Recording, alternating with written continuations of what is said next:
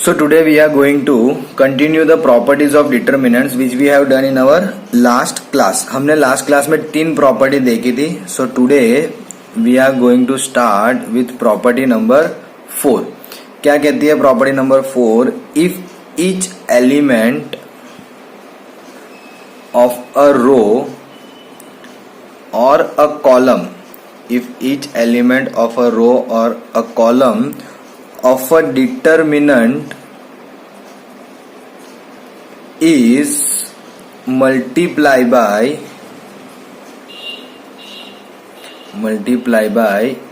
k, is multiplied by some constant k. k को क्या कहेंगे हम, कोई एक constant है, then its value gets multiplied by k. एकदम सिंपल प्रॉपर्टी है कि अगर मैं किसी भी डिटरमिनेंट के रो को या कॉलम को किसी कांस्टेंट k से मल्टीप्लाई कर देता हूं तो होगा क्या, तो मेरे लिए एक चीज इंपॉर्टेंट हो जाएगी कि उसकी वजह से मेरा जो डिटरमिनेंट का वैल्यू है उसके लिए भी मुझे क्या मिल जाएगा, k के मल्टीपल में ही मिल जाएगा. Correct. So that is what this makes this kind of a property very very important. Correct. So वापस से रिपीट कर रहा हूं, क्या बोला है कि अगर हर एक एलिमेंट ऑफ अ रो या कॉलम को मैं किसी कांस्टेंट k से मल्टीप्लाई करता हूं तो वैल्यू ऑफ डिटरमिनेंट भी जो है वो उसी तरह से मल्टीपल में आ जाएगी. Is it clear everyone? Okay, चलो. सो इसके हिसाब से अगर मैं आगे बढ़ूं तो क्या मैं कह सकता हूं एज पर दिस प्रॉपर्टी कि अगर मैंने किसी रो को 2 से मल्टीप्लाई किया तो डिटरमिनेंट की वैल्यू भी जो है वो मल्टीपल ऑफ 2 हो जाती है. Correct. So let's have a look at a example to understand this. Correct. पहले मैं एक सिंपल सा एग्जांपल देता हूं. सपोज मेरे पास कोई डेल्टा है और मैं जो वही हम लोग कंटिन्यू कर रहे थे वही एग्जांपल लेंगे. A21, A22, A23, A31, A32 और A33.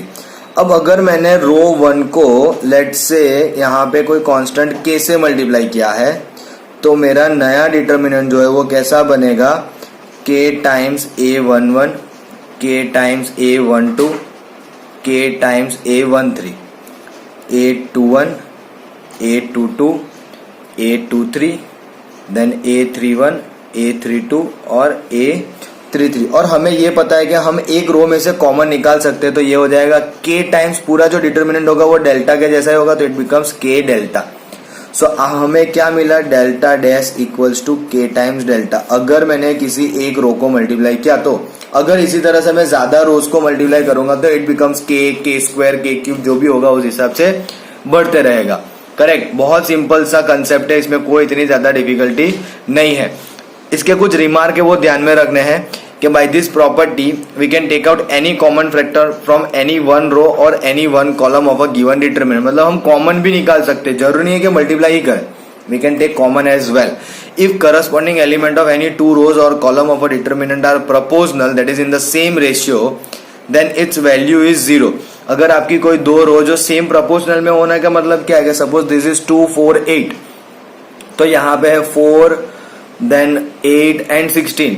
तो वो हमारे लिए, अगर मैं इसमें से 2 कॉमन निकालूं तो 2 रो फिर आइडेंटिकल हो जाएगी तो definitely value of the determinant is going to be 0. तो वो सिंपल सा कंसेप्ट इस पर्टिकुलर में हम वैलिड कर सकते हैं. Now let's go for example number 9. क्या दिया हुआ है, इवेल्युएट करने बोला है और डिटरमिनेंट है 102, 18, 36, 1, 3, 4, 17, 3 और 6. अब इस डिटरमिनेंट को हमें इवेल्युएट करना है तो कैसे करेंगे, तो वो थोड़ा सा हमें यहाँ पे ध्यान देना पड़ेगा. सो 3, 6, 6, 6 are 36, 6, 3 are 18. What about 17 into 6? Let's find out. 17 into 6, 7, 6 are 42, 4, 6, 1, 10. Oh set हो गया. लो चलो, तो क्या करेंगे, we can write this into 17 into 6. This will be 3 into 6 and this will be 6 into 6. 1, 3, 4, 17, 3, 6. क्या कॉमन निकल जाएगा पहले में से 6, तो कितना बचा 17 3 6 1 3 4 और 17 3 6, तो दो रो तो आइडेंटिकल हो गए, तो it becomes 6 into 0 and that will give us 0। 6 into 0 करेंगे तो हमें क्या मिल जाएगा, 0 ही मिलेगा, उससे ज्यादा वैल्यू मिलनी पॉसिबल नहीं है। Am I clear? This is 0, है ना? सबको समझ में आ गई होगी property number 4। So let's move towards next one which is our property number 5। कौन सी प्रॉपर्टी पे जा रहे हैं? Property number 5। अब प्रॉपर्टी 5 ने क्या कहा है वो हम बात करते हैं। तो प्रॉपर्टी 5 में ऐसा कहा है कि अगर इसमें जितना आप लोग वर्ड्स पे ज्यादा वो नहीं करोगे ना, उससे ज्यादा हमारे लिए ये क्या है कि लिख के समझना है, बट फिर भी कुछ दिया हुआ है, मैं आपको बता देता हूं।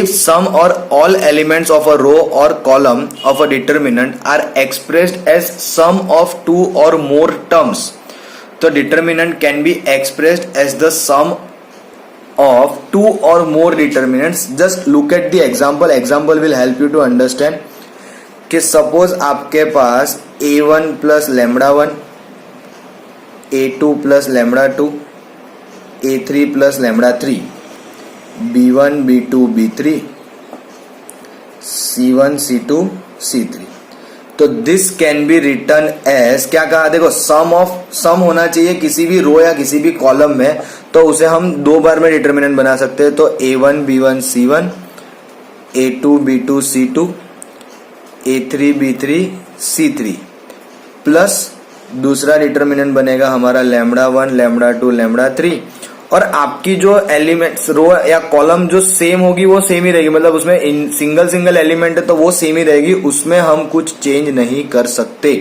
And this is equals to C3। Simple है कि नहीं? कितना इजी कंसेप्ट है, इसमें कोई डिफिकल्टी नहीं है, बहुत आराम से सबको समझ में आ जाता है, वैसा कंसेप्ट है। आप देखो प्रूफ चाहो तो अपनी बुक में देख सकते हो, in your text book the proof is given, but for us right now proof is not our concern, हमें सिर्फ इस प्रॉपर्टी को समझने में ध्यान देना है। So let's try to understand this property based on example, so that a plus 2x x,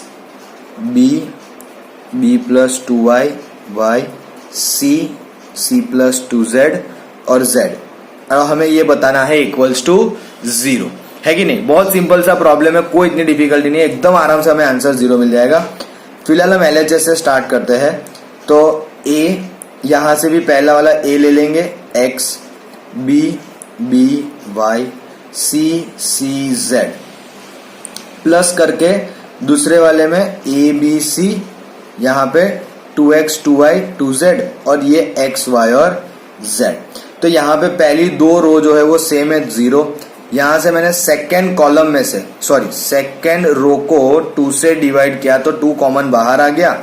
so this is ABC, this is XYZ and again XYZ। Again दो रो आइडेंटिकल हो गई तो ये भी 0।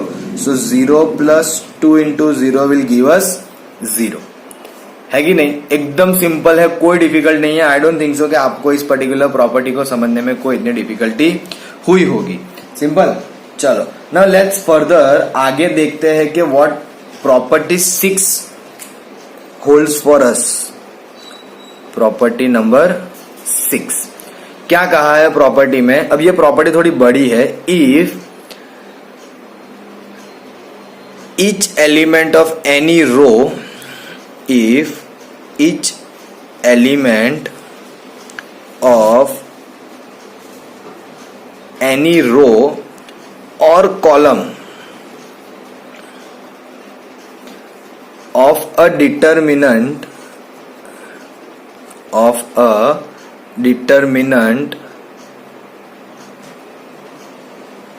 comma the equimultiples of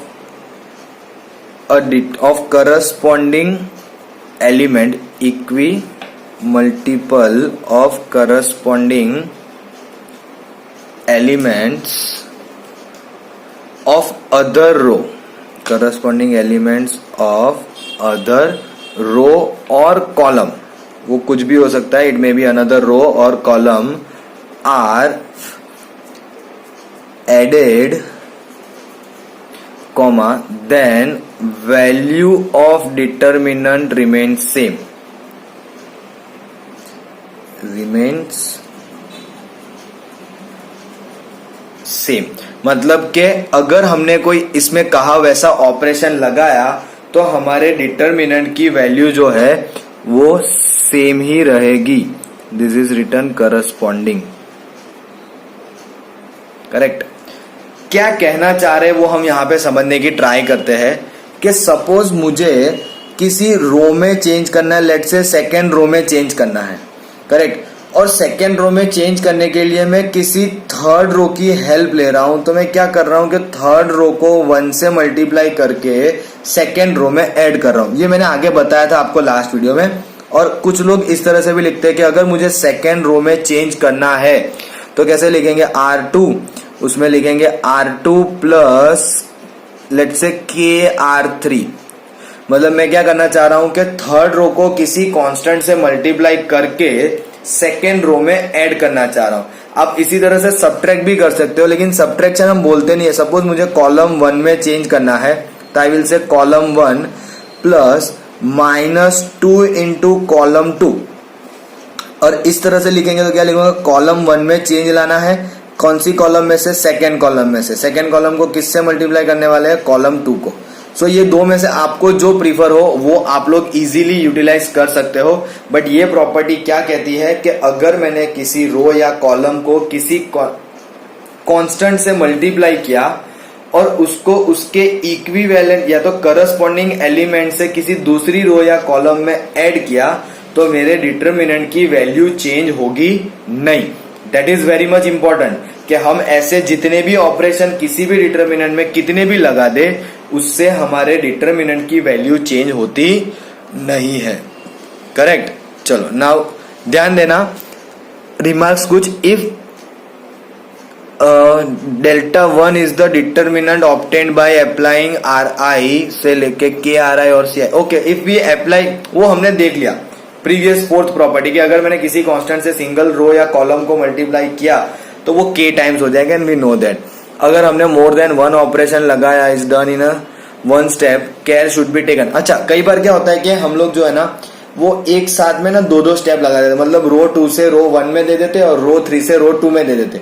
तो जब वैसा कर रहे हो ना तो please be very very careful, otherwise आप लोग कर सकते हो मिस्टेक। क्योंकि अगर प्रैक्टिस प्रॉपर नहीं होती है ना तो हमारे मिस्टेक होने के चांसेस बढ़ जाते हैं। If we have done a proper practice तो there is no chance of mistake. चलो एग्जाम्पल 11 उसी के लिए मैं बता देता हूं। हमें प्रूव दैट करना है A 2A 3A A plus B 3A plus 2B and 6A plus 3B। Third row है A plus B plus C 4A plus 3B plus 2C और 10A plus 6B plus 3C और prove that करके answer लाना है A cube. हमें इसे prove that करके answer क्या लाना है, A क्यूब। अब इसका आंसर A क्यूब कैसे ला सकते हैं वो हमें इस पर्टिकुलर प्रॉब्लम में सॉल्व करके लाना है। तो बहुत सिंपल सा टारगेट है हमारा। हमें सिंपली इतना करना है कि कैसे भी करके हमें A कॉमन निकालने के लिए सोचना है। So can I take A common from the first row? Let me say this is my LHS. ये मेरा LHS है और मैंने पहले ऑपरेशन में ऐसा लगाया है कि I want to take A common from the first column. So C1 को मैंने 1/A लिख दिया. So I took A common. I left with 1 2 3 और रिमेनिंग तो सब ऐसे के ऐसे ही आएंगे। A plus B 3A plus 2B 6A plus 3B then A plus B plus C 4A plus 3B plus 2C then 10A plus 6B plus 3C। Correct.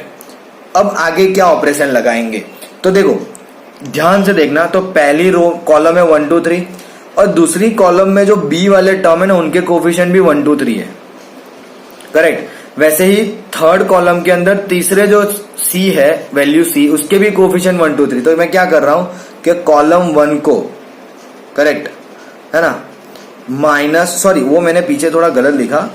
अगर मुझे जिस रो में चेंजेस करना है ना वो मैं बाद में लिखूंगा. Sorry, this is wrong. हाँ, my bad, sorry, my mistake. यहाँ पे रो 2 में चेंजेस करना है तो किस में से करना है? रो 3 में से.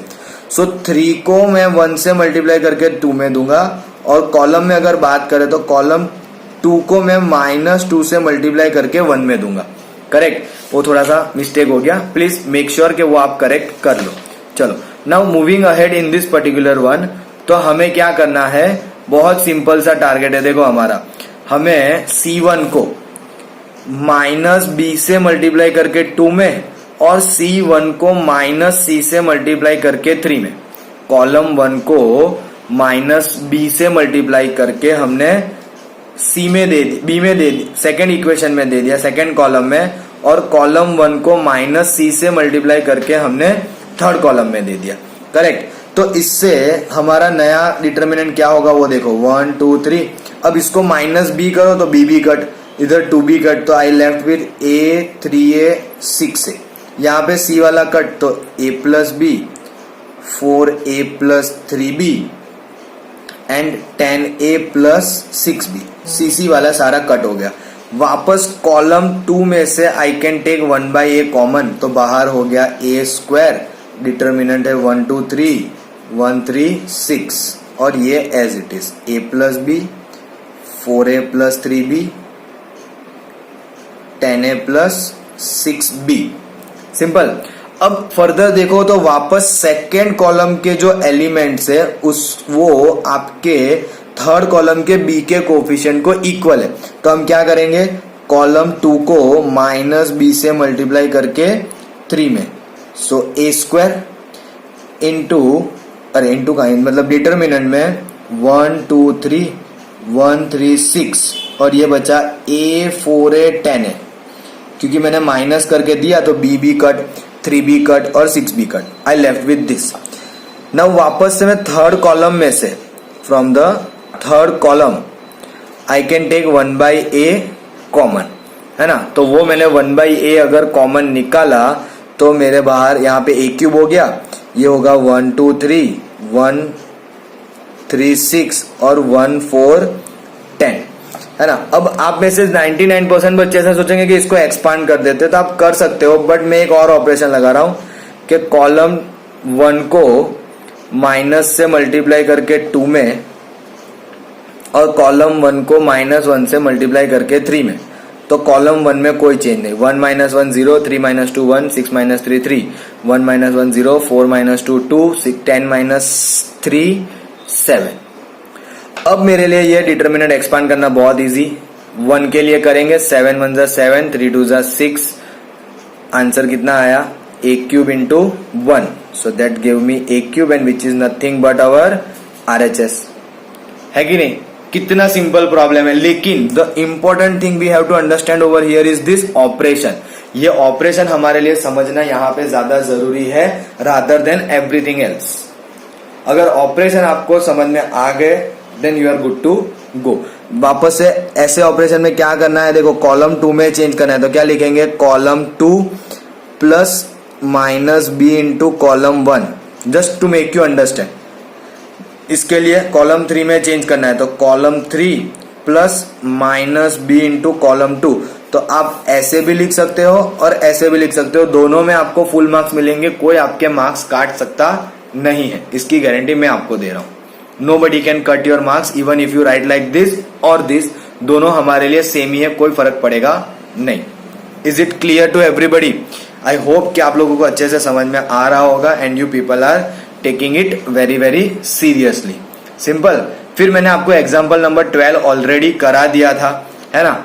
चलो, let me show you one और मोर एग्जाम्पल, फिर हम हमारा आज का वीडियो करेंगे खत्म. करेक्ट. तो मैं कोई अच्छा सा प्रॉब्लम सिलेक्ट करके आपको कराता हूं. Okay, let's go for example number 15. Correct.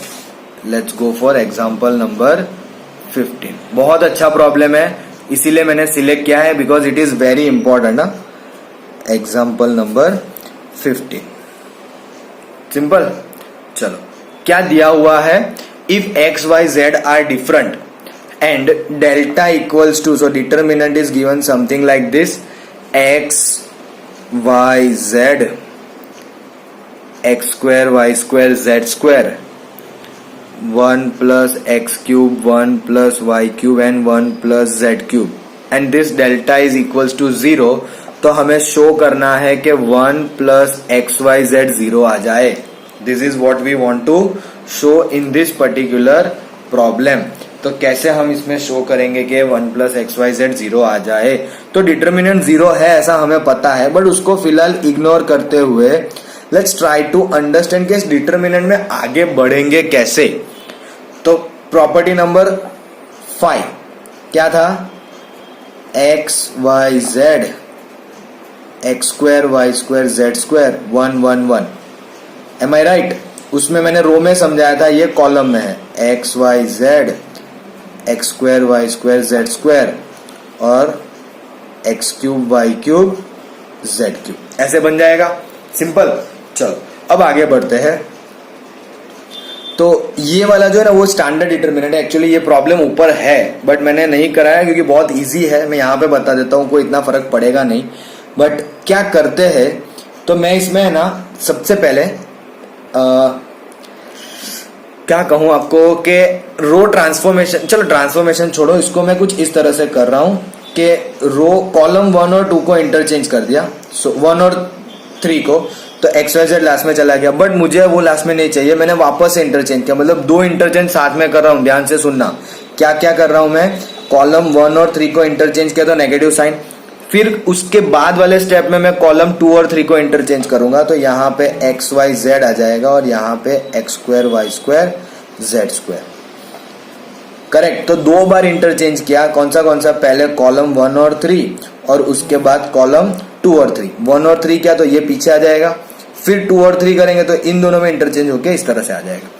But यहां पे अगर आप ध्यान से देखो तो पहली रो में से x कॉमन, रो 1 x, रो 2 y और रो 3 z.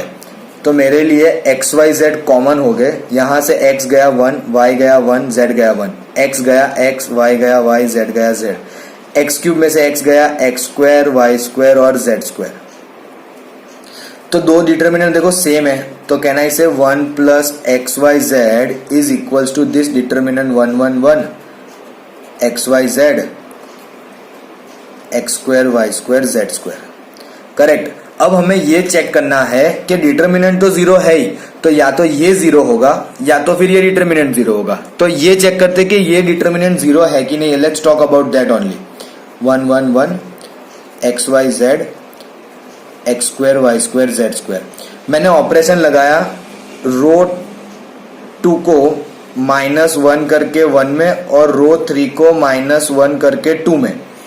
तो 1 - 1 0, x minus y x square minus y square. 1 - 1 0, y minus z y square minus z square. 1 z और z स्क्वायर.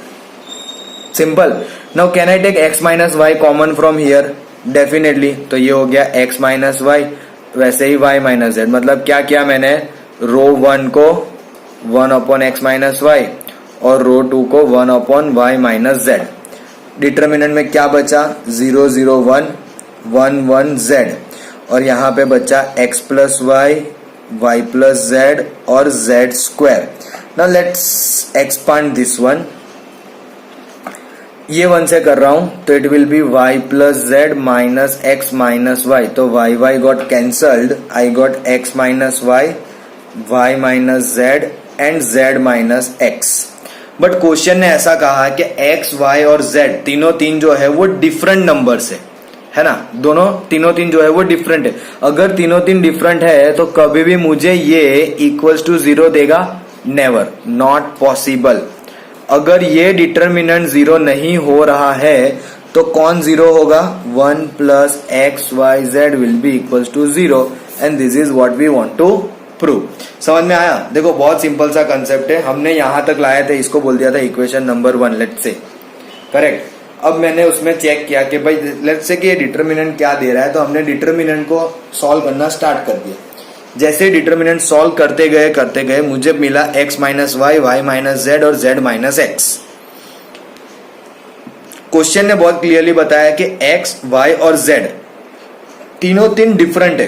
अगर तीनों तीन डिफरेंट है तो ये कभी भी जीरो नहीं हो सकता, कैन नेवर बी जीरो, क्योंकि x, y और z तीनों तीन डिफरेंट होने का मतलब कि x minus y will give us some number, y minus z will also give us some number and as well as z minus x will also give us some number.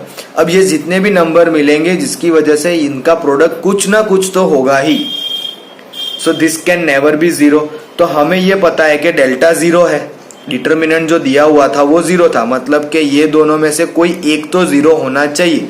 हमने prove कर लिया कि ये determinant zero नहीं होगा, इसका मतलब कि ये पर्टिकुलर फैक्टर जो है वो जीरो होना चाहिए। तो 1 + xyz equals to zero. Is it clear to everyone? I hope कि आप सबको ये पर्टिकुलर प्रॉब्लम अच्छे से समझ में आया होगा, और आप लोगों को मैं घर से करने के लिए रिमेनिंग एग्जाम्पल्स दे रहा हूं। बाकी के जो एग्जाम्पल्स है वो आपको घर से ट्राई करने हैं, और हम नेक्स्ट हमारे वीडियो में जो है वो स्टार्ट करेंगे हमारी exercise which is going to be 4.2।